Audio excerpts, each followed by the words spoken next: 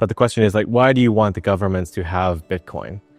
And I think it really comes down to what kind of world do we want to live in? There's a number of dimensions to this. One is in countries with abundant excess energy, they could be very wealthy countries. And Bhutan is a great example of that. They're just converting excess hydro into money. They are using that money to build a new airport, but it shows the promise of that. And for any energy-rich country, that is your path to prosperity. Much like in the UAE, like you don't pay taxes if you're an Emirati. The government gives you money. And that could be the case for like Canada, for example. But moreover, most governments need money. It's like a big machine that consumes money. Like today, the government in the US is shut down, right? Yeah. You would notice it, but yeah. Yeah, you wouldn't notice it, but Bitcoin price is up, but maybe that's uncorrelated. But governments need money. And when they need money and there is no money, that's when they look to different ways of getting it, like wealth taxes, taxing unrealized capital gains, seizure of money for whatever reason from the citizens, or various other creative ways to take money from people. So I think if you can get a government to adopt Bitcoin, and if they have energy, even better, they can mine Bitcoin, then you kind of wean them off the wheel of taking money from people, for lack of a more eloquent way to put it. So that's one thing. The other thing is obviously we want to be protected. As Bitcoiners, we don't want our Bitcoin taken from us. We don't want to be blamed. And if you look back in history, there are many examples of, groups or ethnicities that are blamed for various problems, usually economic, right? Many, many examples in history. And I can see like, if we are in a fourth turning and things do get bad, who do you blame? It is the Bitcoiners, because maybe we're okay. We're doing okay because we have Bitcoin. Yeah. And the counter to that is really getting more Bitcoin adoption. And the government can encourage a lot of Bitcoin adoption. They can say Bitcoin is usable for payments, because most people don't want to go against the government, right? So if you can get the governments to embrace Bitcoin as money, more people will have Bitcoin. So if you think of it, you don't want a witch hunt. And how do you avoid or avert a witch hunt? You make more witches, right? More Bitcoiners. Create witches in the government. Yes, exactly. And also, I think if you get the government to understand Bitcoin, and there are a lot of Congress people and like people like RFK Jr. that understand it, it's kind of fixes itself. Bitcoin does change people's thinking and the way they view the world. And I think if you have enough of that and a critical mass of that, maybe it's possible to change government for the better. I don't really see any other way of doing that, because the nature of government is to, take and redistribute at the fundamental core, right? Ideally, I don't know if you're for smaller government, but ideally it's just administrative. Yeah. Make sure the borders are safe and people can live safely. But then it always scope creeps into more and more and more things, more programs, more free things. And then it kind of spirals out of control and you have $37.8 trillion of debt. Yeah. So I think this is kind of the reason why you do want governments to embrace Bitcoin. It's not that we want to give the government lots of Bitcoin, but we want them to understand it, use it, have ways to get Bitcoin that's not taking it from people, and learn about Bitcoin and learn the ethos of Bitcoin. What do you think about, though, like with the laws, right? So like, I think more of a constitutionalist where like the law should be preventing the government from infringing, back to having a small government. Yes. I think like in America we have the Second Amendment. Mm-hmm. So it's not that there's no policy of guns. Mm-hmm. The policy is don't infringe on my right to have guns. Yes. Sorry. So like I think of like, I see some of the states, we've had 6 states put through rules that say a right to self-custody, a right to mining, right to open networks. But then at the same time, with new technology, if we look back like the telecom or in the internet days, there were rules put into place that protected the industry to allow it to grow. Yeah.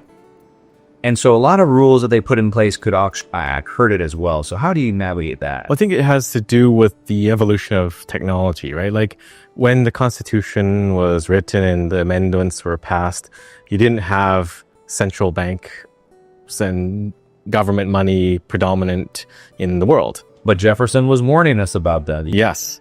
But, when money is centralized and largely digital and very controllable, then a lot of those rights are no longer guaranteed, because if you have no ability to have your own money, like let's say the right to bear money, then can you have free speech, right? Can you actually, pay for your internet bill to post something? Can you bear arms if you cannot buy arms?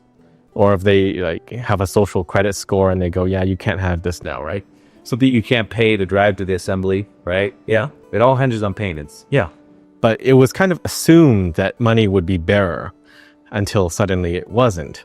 And I think Bitcoin fixes a lot of this. And I think perhaps it was Trump's experience, being attacked by the other side that made him understand maybe a bearer asset is good. And you do see him piling into Bitcoin. Unfortunately, a bit too much in the crypto side, but nobody's perfect.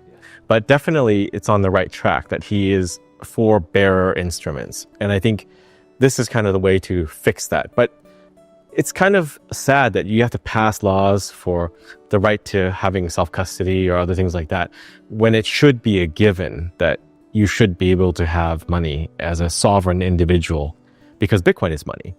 And this changes so many different things, because money has never really been information before. And money has never been energy before, right? Henry Ford theorized it in 1921. He said, let's have an energy currency. But it wasn't until the dawn of Bitcoin that we actually had an energy money. But that means you need energy, because energy is money. Like I gave the example before. If you have energy as a country, then guess what? You're a rich country and you have money. Yeah.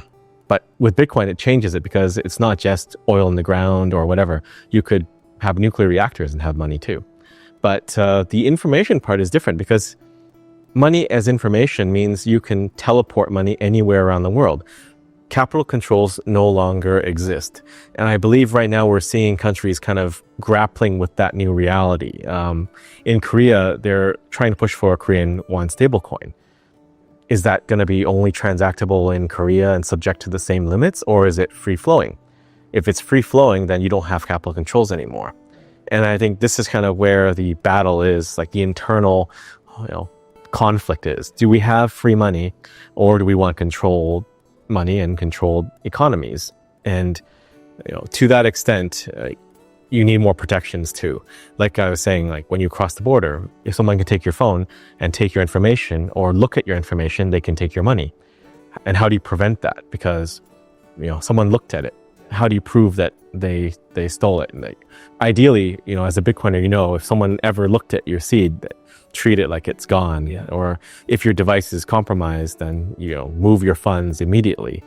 But as we get more and more Bitcoin adoption, that learning curve is applied to, billions of people around the world. And I think you need some protections. And the protections really come down to more sovereignty, like making sure people are independent, reducing the surveillance state, right? Like what happens if a camera somewhere catches you with your seed phrase and the guy with the camera can, steal your funds? There's always that possibility. But the world we're going in is tilting more towards the surveillance side rather than to more freedoms. So this is an interesting point in time where we go, but definitely governments need to be cognizant of all these changes and, protect the people. At least you hope they will. Something that you've been working on for quite a while, and you actually talked about it in the beginning when I talked about politics, is nation state adoption. Yeah. And when you think about the government's not a monolith, can we just get a few more witches, as you said, or can we get a few more people that start adopting Bitcoin? So the first nation I think you started working with was El Salvador. Yeah. What's going on in El Salvador, the nation state adoption there? Hard to say. There hasn't been much direct communication, and it's become sort of a loyalty test. Like, who do you trust, us or the IMF? Because El Salvador is saying they're buying, but the agreement with the IMF says we will not buy. And that is signed by the Minister of Finance and, at the direction of the president, unless he did it without the president knowing, which I don't think is possible. So there is kind of confusion now, and a lot of Bitcoiners are also asking questions like, how is this possible? But the reality is, like, somebody is not being forthcoming here, either the IMF or the Minister of Finance or the presidents. And it just comes down to this loyalty test now being pushed out. Like, do you believe the IMF? That's what a lot of supporters of El Salvador are saying. But then, El Salvador also said, we're not buying anymore. So it puts us in a very difficult position.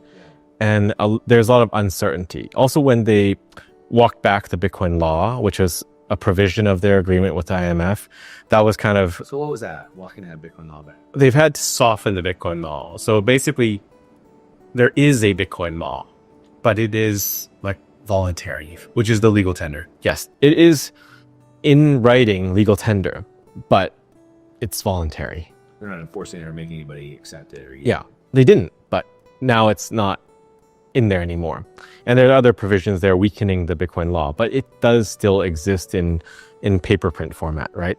But the whole process of that being rolled out, I think, frustrated a lot of Bitcoiners because it was just pushed out, in night one evening, and no communications were sent from the government. Yeah. So you can understand how people could be frustrated if you move there with your family and you set up your life there, your business and everything. And the reason you moved there was because it was this law and adoption of Bitcoin, and things are being rolled back. It could be very frustrating, and I can understand that.